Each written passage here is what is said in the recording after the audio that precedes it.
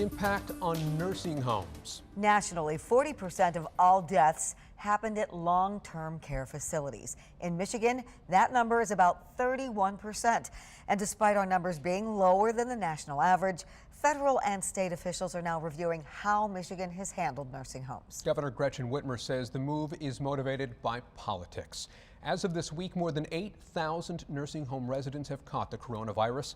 More than 2,000, a full quarter, have died. During the pandemic, the state attorney general's office started to receive complaints that some nursing homes are charging COVID-19 fees. 13 on your side, Sarah Makuta talked to one woman who was told in order to take her mother-in-law out for a visit, she would have to pay hundreds of dollars.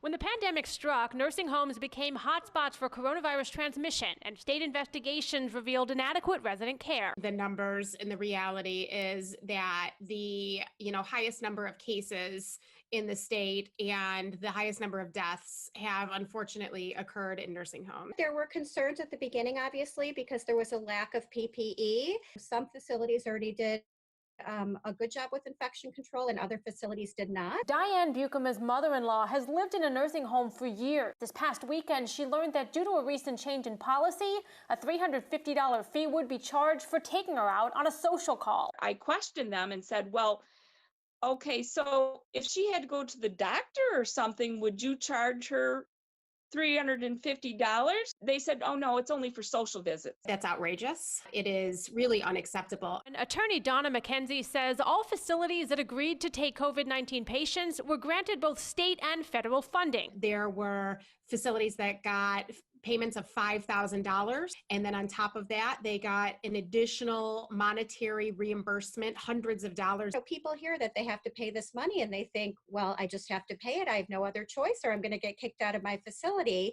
And that's not true. Residents have contracts that they sign. If you're going to make a change in the amount that a person has to pay, you have to give them a 30-day notice. Last month, the Attorney General served 11 facilities with cease and desist letters after they charged residents $900 in COVID-19 fees. In a statement to 13 on Your Side, the Attorney General's office said, quote, while we cannot say there is a legal way for a business to charge a fee due to incurred expenses related to the pandemic, we can certainly say that businesses may want to think twice before using such a fee as a means of passing these expenses to consumers. We were really happy that the AG jumped on that because it's extremely important to protect our residents. Our vulnerable residents are being further taken advantage of. You need to advocate for your loved ones because they're not all understanding what's going on other than they are lonely and have nothing to do. Sarah Makuta, 13 on Your Side.